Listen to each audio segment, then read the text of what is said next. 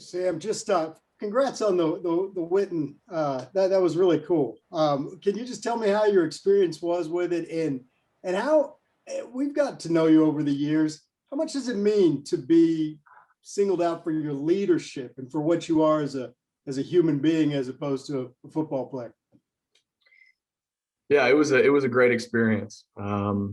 He came in a few days before we were doing a little interview, and I didn't know he was coming. The winner was supposed to be announced kind of the next day, and he surprised me. I know there's a video out there of that, so that was unreal. Just not expecting Jason Witten at all, and then him banging on the door and walking in with the trophy in his hand. It was really cool. Definitely a great surprise, and then got to go to the Star and do the interview with him, and it was so cool. I mean, just even being at the Star, kind of his home ground, everything was so cool. And before we did our interview, he did his interview, and kind of talked about his retirement. And it was just like a surreal moment being in his presence, even being included with him. So it was awesome overall, and I'm so glad. And then it's an honor truly to be recognized for some of the off the field leadership, and I'm on the field as well. That's something that my parents always instilled in me, that the game of football, it is just a game at the end of the day. And I know I've told you guys that many times, that I realize that, and I want to be not only a good football player but also a good person. And so to be recognized for that is great. It's truly an honor, and I'm glad that I was able to be a part of it. Thanks. Chris Tavares, go ahead. Sam, what have the past, I guess, 2.5 months or so been since you declared for the draft? What's it been like getting ready for the NFL draft, winning this award? Where are you working out? What has your life been like since you said that you're going into the draft? It's been crazy. It's a different world for sure. Going into the real world, but it's been great. I moved up to Fort Worth a few days into January. I'm training at APEC in Fort Worth, a great gym. They're doing a great job, and it's been a grind. Obviously I went to the Senior Bowl, had a great experience there, learned a lot, but every single day it's making myself better for not only the draft process but also long term as a football player. So there's a lot of things that I've incorporated and started to do, from film work, working out, mental preparation. It's been crazy. It's been nice not having school, kind of being able to just focus on football and taking care of my body and learning the game. But it's been a great experience so far, and I can already see the progress that I've made from a physical standpoint as well as a mental standpoint. And I can't wait to continue to get to work today. Brian, you're up. Sam, what's up, man? How are you? I'm doing great. Good. How are you doing? Doing good. Oh, the draft is all about finding reasons why they shouldn't pick you, trying to knock down your value to get you to try to get guys, lower so they don't have to pay as much. So what are teams telling you about, well, we like this, but we don't like this? And like, where do you feel like teams are at mentally on you right now? Well, it's hard to say, because so much of the pre-draft process is so much uncertainty, because teams don't really want to show their hands or how they're feeling about certain players. So it's kind of like inside trader secret. But for the most part, all the feedback's been really positive, from a intangible standpoint. It's like, some of the interviews, they're like, we don't even really know what to ask you, because there's not much to try to grill you on. So that was good. And I think, just continuing to develop as a pro quarterback. It's a different game. Just anticipation, arm strength. Those are all things that I'm kind of focusing on. It hasn't really been a feedback type deal, but for the most part, everything is looking really good. And those are the things I'm trying to focus on, that I've kind of studied from watching the successful guys that have played at the next level. Hey gang, we have a lot of questions, so just go one at a time. But Jeff, you're next. Sam, you said you spend a lot of time watching film as well as working on your body. When you're watching film, how much you watch and how often? And are you watching defenses? Are you watching quarterbacks you want to emulate? Just kind of dive into that mental process for me. Yeah. So I kind of always start off my day with some film. And what I've been doing is I've actually started to break down every NFL offense, just trying to learn systems and tendencies, personnel. So really just I plan to watch every single snap from the 2020 season, breaking down each team and kind of, filling it out from their red zone offense, third down offense, and really just getting a grasp for the type of play calls and systems that each team run. So I've learned a lot so far, and that's really what I've been doing. Anwar, go ahead. Hey, Sam. I'm going to have Bianco's head explode by asking you two questions. The first question is, you talked about wanting to leave the QB room in a better place. It was kind of one of your goals. I want to know what you can tell us about the future of, Hudson and Casey, just what you saw from them behind the scenes, what you saw from Casey, those types of things. Maybe years that you spent there. So I got the first part of your question. You kind of cut out on the back end. Is he frozen for y'all? Yeah, he's only supposed to ask one question, so I guess that's kind of how it works. Go ahead and answer that first one about the QB room. Okay. Yeah, I mean, one thing that, you look back at the last 10 years of quarterback play at the University of Texas, and there's been a substantial number of true freshman quarterbacks, and that's not a sustainable path to success. Obviously there are your Tuas and your Trevors that are true freshmen and can get away with that, but for the most part, to build a program, you want to stay away from true freshman play, and especially at the quarterback position, that developmental year or years is so important. So I'm glad that I could provide some stability there to have young guys be able to redshirt and develop. And then I think the sky's the limit for both of those guys. Obviously Casey played great in the bowl game, came in, and that was just a testament to his preparation. He was a great backup in the sense of preparing every single day as he was the starter. And that's a great lesson for all guys that are maybe sitting behind an older guy or waiting their turn, is always be prepared. And, he's a special athlete. His preparation is always going to be there, and he's going to do everything that he can to be prepared for the moment. And, Hudson's just a special player. There's really no other way to put it.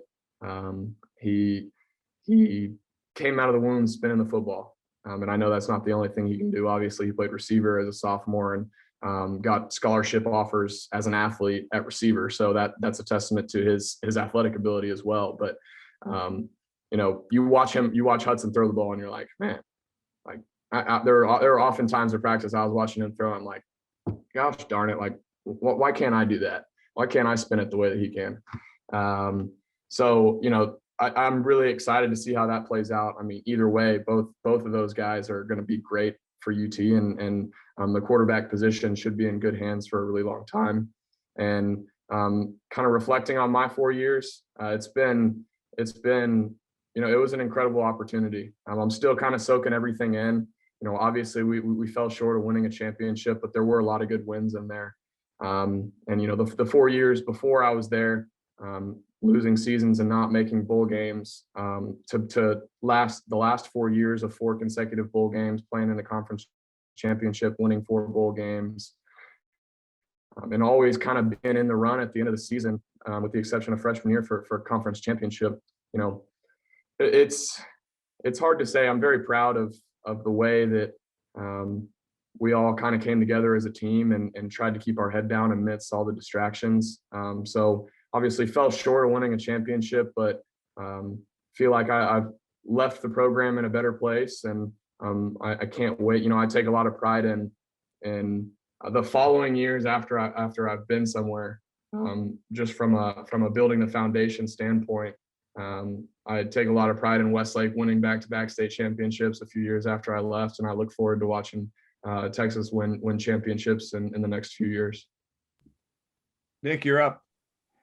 Hey, Sam. Congrats on winning. You kind of just touched on what I wanted to ask, but just wondering, what the last couple months have been like for you, just looking back and reflecting on your career. And, when you look at the last 4 years that you had at UT, what do you think, I guess, defines your legacy as a Texas quarterback?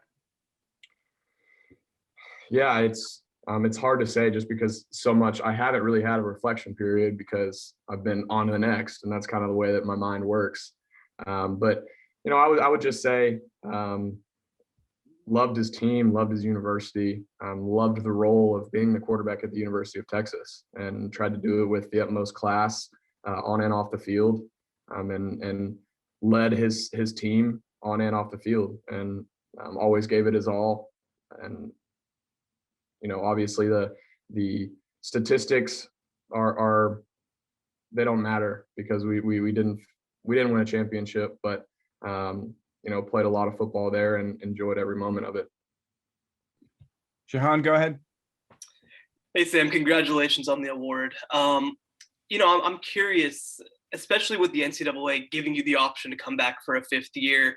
I mean, what was the process like to decide to leave? And I guess, what were kind of the pros and cons that you weighed in, and what ultimately helped you make your decision? Yeah, I talked with a lot of close friends and family, and kind of took a few days to really just sit in the decision. And I think that God was kind of just pointing me in that direction. It was kind of in my gut and everybody in my close circle's gut that it was time to go. 4 years as starting at the University of Texas is a long time. And, I graduated in December, so all the stars kind of aligned, and it was just kind of a feeling I had in my gut, and that was the way that God was directing me. Joe, you're up. Sam, who are you leaning on right now? Who's like the person in this process that you're talking to most, or relying on most? And then didn't Brandon last year also watch every film and try to do that? Is that something you learned from him, or is that something you thought of and just coincidentally y'all both did? Yeah, so I've been talking with Colt pretty regularly, just trying to get his feedback. Obviously, it's been a while since he went through this process, but I'm trying to take tidbits of information as much as possible, and then really just everybody who's kind of in the industry and had experience in this process, leaning on them and asking lots of questions. And then yeah, Brandon did. We actually signed with the same agent, so it was pretty easy there from a logistics standpoint. And then I kind of talked to him a little bit about it, and obviously he broke down the defenses, but I'm breaking down the offenses. So I thought it was a good idea, and watching as much film as possible and breaking down offenses never hurts. Jeff Howard, go ahead. Hey, Sam, can you hear me okay? Yes. Awesome. You touched on this a minute ago, but you've always talked about wanting to leave the program in a better position than when you found it. And we can look at wins and losses and things like that and see that it is in a better place. But what are some ways, maybe behind the scenes or maybe even out front that, the common person might not really focus on, that you can definitely see there are tangible differences to say that this program is in a better place than when you got to campus? Yeah, I would say behind the scenes, and also from what I'm hearing from guys still working out now is, that sense of entitlement and selfishness that a lot of guys can come into college having, it has kind of started to eliminate itself. Obviously that's a process, and I think that the team first mentality is really starting to take over the locker room, and a lot of the young leaders that were there last year and the year before are starting to step up in those leadership roles. So I would say that, dedicating everything to football. It's very easy to get lost in Austin and have other priorities, but understanding that football is number one. I think there's a lot of different things behind the scenes that I could probably sit down and try to nail down, but those two kind of stand out the most. Got a few final questions in queue. Tomer, go ahead. Hey, Sam, congrats on the award. Just again, how difficult of a decision was it to forego your last year of eligibility and enter the NFL draft? 。